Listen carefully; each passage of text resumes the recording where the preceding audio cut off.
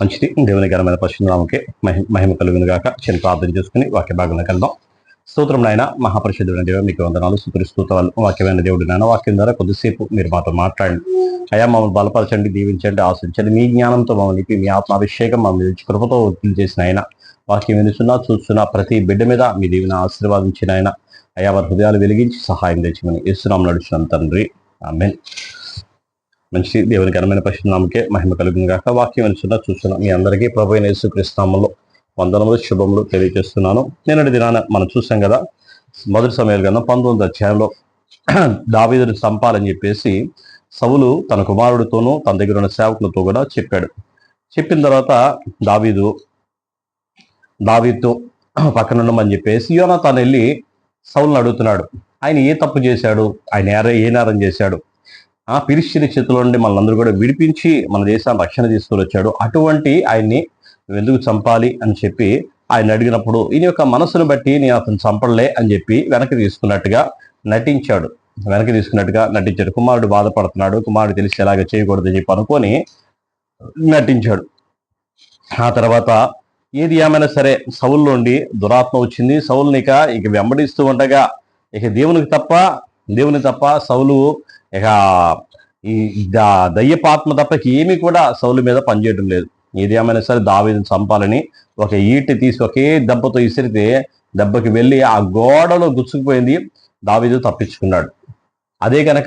అదే దావీదు తగిలితే ఒకే దెబ్బకి ఆయన చచ్చిపోయాడు. అంత దారుణంగా అతని మీద ఏది ఏమైనా సరే ఆయన్ని అన్ని బాధలు పెట్టి ఎంతగా ఆయన్ని హింసించడానికి ప్రయత్నం చేశాడు. నా తర్వాత దావీదు అక్కడ పారిపోయి రామాలో ఉన్న సమూయేలు దగ్గరికి వచ్చి జరిగిన సంఘటన అంతా కూడా చెప్పాడు. రామాలో ఉన్న సమూయేలు దగ్గర అక్కడ నుండి వేరే చోటకి ఆయన బయలుదేరి పంపించాడు. 20వ అధ్యాయంలో మనం చూసినట్లయితే పిమ్మట దావీదు రామాలోని నాయోతు నుండి పారిపోయి యోనాతాను వద్దకు వచ్చి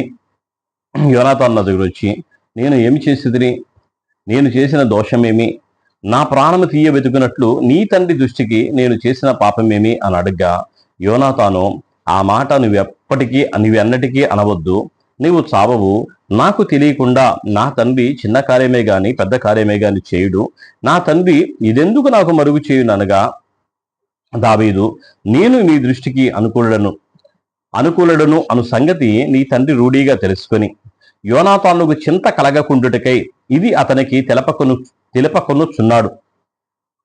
ఉంచున్నాడు. అయితే యెహోవా జీవముతోడు నీ జీవముతోడు నిజముగా నాకును మరణమునకును ఒక్క అడుగు మాత్రము ఉన్నదని ప్రమాణము చేయగా, యోనాతాను నీకేమి తోచునో దాన్నే నేను నీ ఎడల జరుపుదును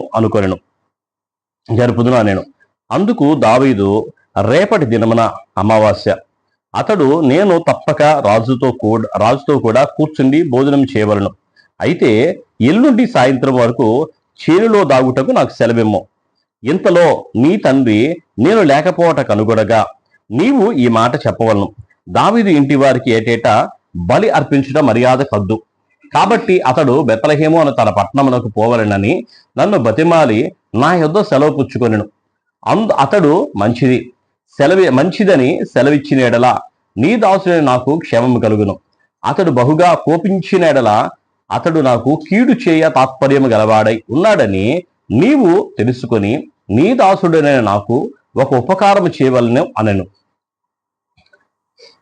ఏమనగా, యెహోవా పేరట నీతో నిబంధన చేయుటకై నీవు నా దాసుడైన నన్ను రప్పించిదివి. నా యందు దోషమేమైనా ఉండినేడలా నీ తండ్రి యొద్దకు నన్నెందుకు తోడుకొని పోదువు? నీవే నన్ను చంపమని యోనాతాను వద్ద మనవి చేయగా, యోనాతాను ఆ మాట ఎన్నటికీ అనరాదు, నా తండ్రి నీకు కీడు చేయ ఉద్దేశం కలిగి ఉన్నాడని నాకు నిశ్చయమైతే నీతో తెలియజెప్పుదును గదా అని అనగా, దావీదు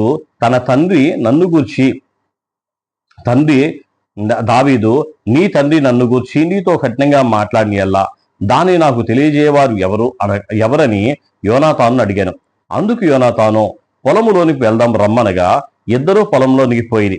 అప్పుడు యోనాతాను, ఇశ్రాయేలు దేవుడని యెహోవా సాక్షి, రేపైనను ఎల్లుండైనను ఈవేళప్పుడు నా తండ్రిని శోధించును. అతడు దావీదునకు క్షేమమునని నేను తెలుసుకుని ఎడలా నేను నీకు వర్తమానం పంపకపోదునా? అయితే నా తండ్రి నీకు కీడు చేయ ఉద్దేశించున్నాడని నేను తెలుసుకుని ఎల్లా దాన్ని నీకు తెలియజేసి నీవు క్షేమముగా వెళ్ళినట్లు నిన్ను పంపివేయని ఎడల యెహోవా నాకు గొప్ప అపాయం కలుగజేయునుగాక. యెహోవా నా తండ్రికి తోడుగా ఉన్నట్లు నీకున్నో తోడుగా ఉండునుగాక.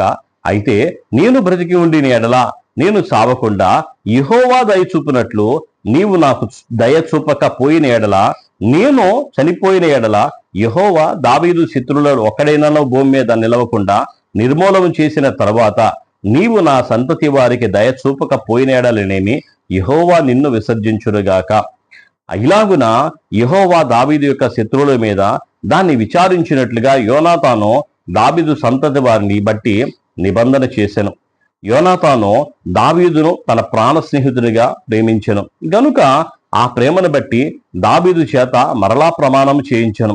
మరియు యోనాతాను దావీదుతో ఇట్లను, రేపటి దినం అమావాస్య, ఈ స్థలము ఖాళీగా కనబడును కదా, నీవు 3 దినములు ఆగి ఈ పని జరిగించుండగా నీవు దాగి ఉన్న స్థలమునకు త్వరగా వెళ్ళి ఏసేలు బండ దగ్గర నుండుము. గురి చూసి ప్రయోగించినట్లు నేను 3 బాణములు దాని పక్కన కొట్టి నీవు వెళ్ళి బాణములు వెతకమని ఒక పనివానితో నేను చెప్పుదును. బాణములు నీకు తట్టు ఉన్నవి పట్టుకొని రమ్మని వానితో చెప్పిన ఎడల నీవు బయటికి రావచ్చును. యెహోవా జీవముతోడు నీకే అపాయమును రాక క్షేమము కలుగును. అయితే బాణములు నీకు అవతల ఉన్నవని నేను వానితో చెప్పిన ఎడల పారిపొమ్మని యెహోవా సెలవిచ్చున్నాడని తెలుసుకుని నీవు ప్రయాణమై పోవలను.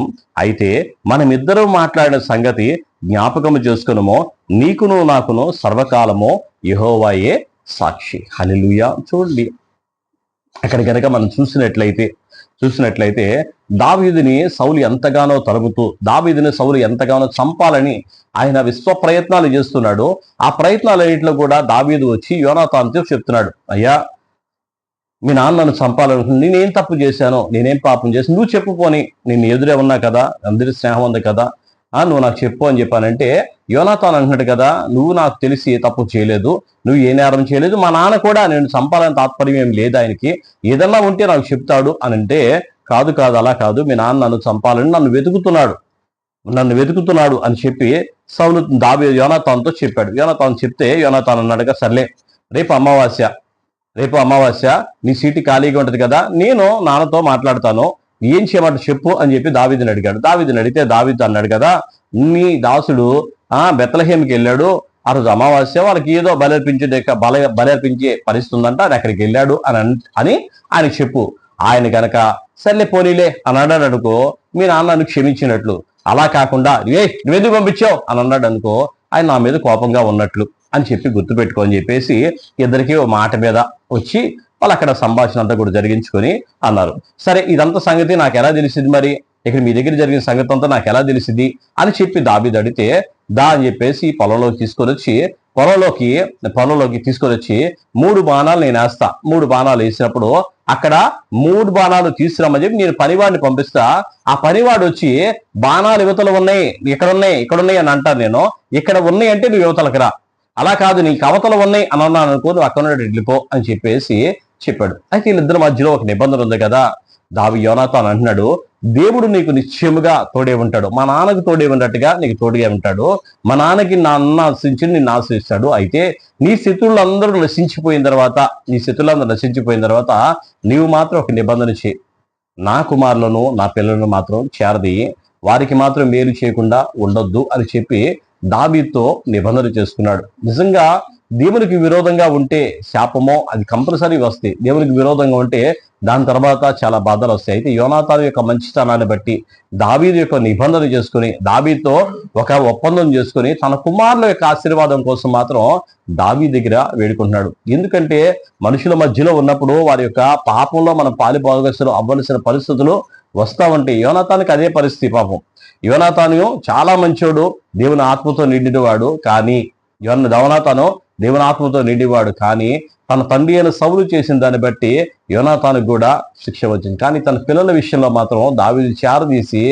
ముందు అధ్యాయంలో మనం చూసినట్లయితే దావీదు ఎంతగానో కృతజ్ఞత కలిగి వాళ్ళ పిల్లల్ని చేరదీసి మెఫీబోషెత్ అనే తన కుమారుణ్ణి 2 కాళ్ళు ఇరిగిపోయి 2 కాళ్ళు ఏం లేవలేని అతన్ని తీసుకొచ్చి రాజుగారి భోజన బల్ల దగ్గర అని కూర్చొని తన తండ్రి యొక్క సౌలు యొక్క ఆస్తి అంతా కూడా ఆ మెఫీబోషెతుకి ఇచ్చి అతన్ని గనపరిచి ఆయనతో పాటు ఉంచాడు. యోనాతానుకి ఇచ్చిన మాటను బట్టి, యోనాతానుకి ఇచ్చిన ఒప్పందాన్ని బట్టి దావీదు దాన్ని మర్చిపోలేదు.